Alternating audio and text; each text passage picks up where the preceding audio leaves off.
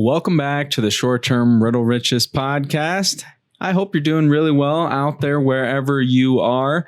I've been bouncing around for the last 4 weeks. I just got back from a nice little trip in Europe, and I want to give you a couple of my insights. The main one being that it's just easier to travel than it's ever been. Ever. And easier travel means more travel for more people, which is good for your short-term rentals. So stay tuned. I want to talk about the major reasons why it's easier than ever and how it's going to affect you and your short-term rentals.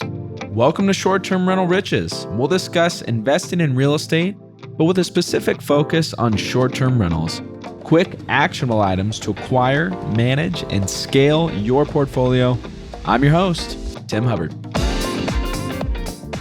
Well, welcome back. I'm glad you're here again. So I was sitting in a restaurant in Lisbon about 4 weeks ago, just flew across the pond, as they say. So went from South America over to Portugal, and we got a recommendation from the hotel we were staying at. Yes, I was staying in a hotel. I don't always stay in short-term rentals. I tend to stay in hotels usually when I'm either at a work conference or when I'm just staying somewhere for a couple days. And we were just stopping over in Lisbon before heading over to Poland, actually, where we spent a week, and it was an amazing time. But anywho, the person at the hotel when we were checking in gave us a restaurant recommendation. So we showered up, we took an Uber, and we headed over there. And when we got to the restaurant, the waiter was talking to us, and he asked us, "Oh, yeah, which hotel recommended you?" And I drew a blank. I had no idea really what hotel we're staying at. It got me thinking, gosh, it is just so much easier to travel now. You can literally go somewhere where you have no idea really where it is, but luckily for Uber or Google Maps, you get there just fine. And then you can totally forget where you need to go back to and be just fine as long as you have your cell phone, right? So make sure you don't lose your cell phone. So I want to talk about really 5 ways why travel is just so much easier than it's ever been. And this means that more people are going to travel, right? The less friction we have that keeps us from doing something, the more chances are that we're actually going to do that thing. The more friction there is to pay for something, for example. If you've ever tried to pay for something online and maybe the website wasn't set up very well and you had to go through a whole bunch of steps and ask you a whole bunch of things, the chances of you actually making it through that checkout cart are a lot less likely, assuming it's not something that you needed, than if all you had to do was click one button. So planning is way easier than it's ever been, right? We do most of it these days on our cell phones. Yes, most of the people booking our Airbnbs are doing that on their cell phones. And there are some differences. If you haven't looked at the mobile version of Airbnb, for example, lately, make sure you do. Our title, for example, the title that we have for our property shows less characters on the mobile version than it does on a desktop version. So it's something that we need to be aware of. We need to know how people are booking our short-term rentals because that's going to help us tailor our listings a little better. But we'll save that for another episode. With AI and everything coming down the line, this is just going to get even easier for us. In fact, a lot of this can just get lumped into one AI assistant travel concierge type process. And I know this is being worked on in a lot of places already so that you can go from booking your flight to booking your hotel to booking experiences all in one swoop. So that's coming down the line. So we're doing most of this on our cell phones. It's easier than it's ever been. It literally only takes a couple minutes to book a trip now. And if you've been in the short-term rental space for a while, I'm sure you've had your fair share of guests that only spent a couple minutes booking your property and they didn't read all the instructions. They didn't look at all the photos. They didn't look at your notes or your guidebook. And I'm guilty of this too. When I'm in a rush or I don't have a whole lot of time or I really just want to get something done, I just book places. And sometimes they don't meet my expectations, but a lot of the times that's my fault, right? So a good trip always comes down to expectations. We talk about that a lot. And that is another episode in itself as well. So the number 2 reason why it's easier to travel than it ever has been is it's easier to pay for things, right? Especially if we're talking internationally. So I was just abroad, or I'm always abroad, I guess you could say. So I have cards that work internationally. They don't charge fees. I have a debit card from Charles Schwab, for example, where I can withdraw money anywhere in the world and they refund my ATM fees. And now they have bank accounts like Wise, if you've heard of that, where you can actually store multiple currencies right on one debit card or one online account. And so paying for things is much, much easier. Most places are moving away from cash. I was out somewhere recently and I forgot my wallet. And then I remembered, oh, wow, I can pay with my watch. So there's more ways to pay than ever before. Now we have the contactless payments. And so that part has gotten way easier. We don't need to exchange currency all the time. Although I do recommend if you're traveling internationally, you do a little research, see if it's a country where they still accept more cash. I know down in Colombia here where I am right now, it's good to have some cash on. So what I recommend is when you fly into a new country, maybe just take out a little bit of cash at the ATM. One quick tip, if it asks you to convert fees, let your bank do it and not the ATM because they charge you like crazy exchange rates, like 13% or something like that.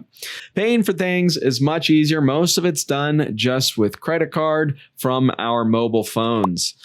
Arriving to our travel destinations is easier than it's ever been before. We don't need to print out MapQuest instructions. I remember those days. Actually, I remember in Germany a long, long time ago when I was backpacking around. I've traveled a lot too. For those of you that haven't listened to the podcast, I've probably been around 80 countries, hundreds of cities. A lot of them I've gone back to multiple times. I love traveling. That's why I got into real estate. But it keeps me sharp. It helps manage my properties better because I'll tell you what, every single time I stay in a short-term rental, almost every time I should say, I'm always learning something, or I'm at least thinking of something new in a new way that I didn't think about before. So it keeps me sharp. I like to think it keeps me ahead of the curve.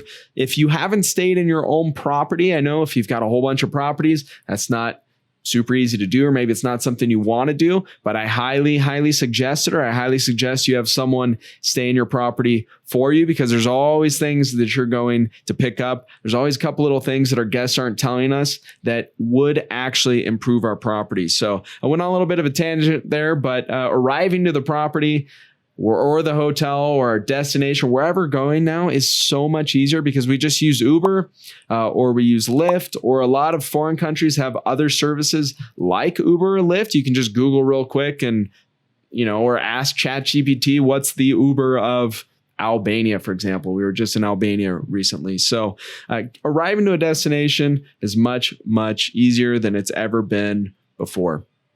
When it comes to our short-term rentals, of course, we always want to make sure we have a picture of our entry door, or a picture of our building or actual property, so that when our guests are arriving, they don't know our property, right? They're seeing it for the first time. You want them to be able to recognize it so they don't feel lost. Staying connected is easier than it's ever been before. So this is my fourth point here. I didn't even need to change my SIM card. So I actually have multiple numbers. I have a US number, Colombian number, Brazilian number. And you know what? I could use any of them anywhere pretty much in the whole world without even changing my SIM card. In the US, I use a service called Google Fi. It's actually what I use most of the time. My cell phone does allow me to have two SIM cards now. My Google Fi happens to be a digital SIM card, though. You can arrive to a country you've never been to before, and when you're getting off the plane, a lot of times you'll see that there's some sort of digital cell phone service where you can maybe just get it for a couple weeks. So what is the moral of the story here is we don't want to lose our cell phones, right? That could be challenging. That can be really challenging. For a while, I was carrying around a second cell phone. I just leave it in my luggage in case something happened. I remember the days when I didn't have cell service showing up to these places. This wasn't that long ago, right? Or I had to use Skype or get internet to make a phone call long distance or overseas or whatever it happened to be. This part is just so much easier now. We can pretty much go anywhere without having to change our phone numbers, do anything. And it's also very affordable. So check out Google Fi if you haven't used it before. It works in the whole country, works in the whole world pretty much. When you arrive to a new country, it sends you a little message and says, "We've got you covered." Internet's also becoming way more available than it ever used to be. I have a friend that has some land outside of Rio de Janeiro down in Brazil. There is no building structure, anything like that there, but he has internet. Yep, he has internet from Starlink. That's Elon Musk's company that's come up and about, and I hear really good things. I also have another friend here in Colombia that's doing a development outside of Medellin, where I am currently, and it's not hooked into fiber optic or anything like that, and his Starlink just arrived. So we have internet access pretty much wherever we need to be these days as well. Okay, so to kind of wrap things up here, it's easier to plan our trips than it's ever been before. It's easier to pay for them, or it's easier to pay for our experiences and our travels in general, especially if we're traveling international. It's easier to arrive than it's ever been before because we have all these services like Uber and Lyft. It's easier to stay connected because we can get a SIM card for our cell phone that works in the whole world, or we have internet access pretty much wherever we go these days. And the fifth thing I want to mention here is that it's easier to travel with different use cases. So what do I mean by that? We can travel as a group now, and we don't have to find 5 hotel rooms. We can, of course, stay in a short-term rental or stay in an Airbnb. So fortunately, my brother and sister-in-law were able to meet up with us out in Europe, and we booked a few Airbnbs. The accommodations worked perfectly. They have kitchens. They were bigger, lots of space, and also in very good areas. I've got a couple more podcasts. I'm going to come out with some more insights that I learned over these last 4 weeks, but we have more options now. So traveling is just easier than it's ever been before. We also have people that just don't want to live as permanently as they did before. Gone are the days when we have a 30-year career, right? And I would say that, if we have kids, that is different, but a lot of us are waiting to have kids. Millennials, for example, Gen Z, they're valuing experiences. They don't want to be tied down to long-term leases. And so for those of them that can and work remotely these days, they're traveling more, and this is not going to stop, right? We know that people are living in short-term rentals now. It's easier to travel and work abroad than it's ever been before. And so that makes me bullish on short-term rentals. Of course, it comes down to us knowing who's going to be staying in our property. Are we going to have international guests? We need to know that. We need to know exactly who our guest avatar is so we can set up our property perfectly for that guest, create an incredible experience for them, get incredible reviews, and just keep the cycle running, right?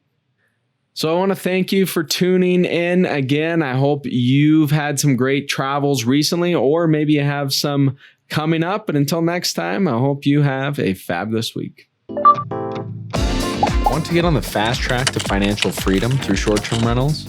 Well, it all starts with the properties you acquire, but you want to make sure that you acquire the right properties. I want to give you my ebook that will show you how to do just that. There is no charge. It's my gift to you for being one of our subscribers.